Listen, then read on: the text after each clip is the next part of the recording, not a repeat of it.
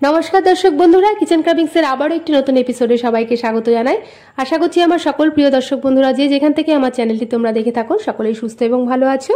তাহলে চলো শুরু করা যাক আজকের রেসিপি। আজকে আমার রেসিপি হলো ছোলা দিয়ে নিরামিষ কচু শাকের রেসিপি, যেটা ঠাকুমা পিসিমার আমল থেকে বহল তবিয়াতে চলে আসছে। আশা করছি রেসিপিটি সকলের ভালো লাগবে। ভালো লাগলে লাইক কমেন্ট শেয়ার করার অনুরোধ থাকলো। এর জন্য আমি কচু শাকগুলোকে ভালো করে কেটে আমি ধুয়ে নিয়েছি, আর নিয়েছি আমি এক বাটি ছোলা আমি একদিন রাতেই ভিজিয়ে রেখেছিলাম, আর কাঁচা লঙ্কা কালো জিরে নিয়েছি।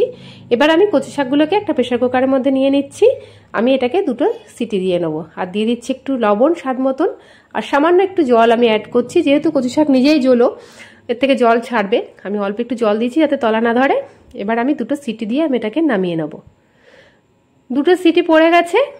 এবার আমি ঢাকনা খুলে ভেপারটা আমি বার করে দিচ্ছি।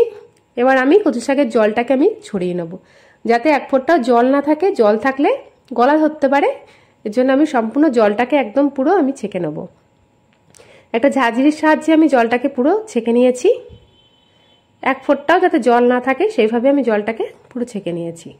এবার আমি ওভেনে আমি একটা ননস্টিকের কড়াই বসিয়ে দিয়েছি, আর দিয়ে দিচ্ছি একটু সর্ষের তেল। অবশ্যই এটা সর্ষের তেলে করতে হবে। আর ফোড়নে দিয়ে দেবো একটু শুকনো লঙ্কা একটা, আর দিয়ে দিচ্ছি একটু কালো জিরে ফোড়ন। এবার আমি এটাকে একটুখানি হালকা করে ফ্রাই করে নিয়ে এবার আমি এর মধ্যে দিয়ে দিচ্ছি 3-4টে কাঁচা লঙ্কা, চিড়ে রাখা কাঁচা লঙ্কা। এগুলোকে একসঙ্গে আমি একটু ফ্রাই করে নিচ্ছি একটা ফ্লেভার আসলে। এবার আমি ছোলাটাকে ভিজিয়ে রাখা ছোলাটাকে আমি একটুখানি এর সঙ্গে নেড়ে নিচ্ছি। এটা একটু হালকা সেদ্ধ হলে নেড়ে চেড়ে নিয়ে তারপরে আমি কচু শাকের মধ্যে দিয়ে দেবো কচু শাকটাকে।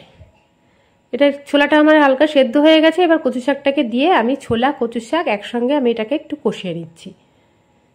এবার একটু নাড়াচাড়া করে আমি উপর থেকে দিয়ে দেবো একটু স্বাদ মতন লবণ। যেহেতু লবণ আমি আগে অ্যাড করেছিলাম তাই অল্প দিলাম।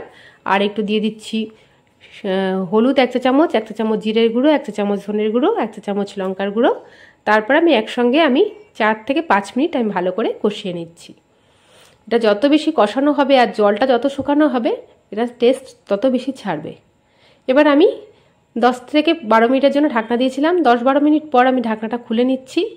দেখো জলটা অনেকটাই আমার শুকিয়ে গেছে। এবার আমি এর ওপর থেকে সামান্য একটুখানি লবণ আরেকটু আমি অ্যাড করছি, যেহেতু লবণটা আমি দেখলাম একটু কম আছে। স্বাদ মতন লবণটা দিতে হবে। আবার আমি ঢাকা দিয়ে দিচ্ছি 5 মিনিটের জন্য। এবার দেখো জলটা পুরো শুকিয়ে গেছে।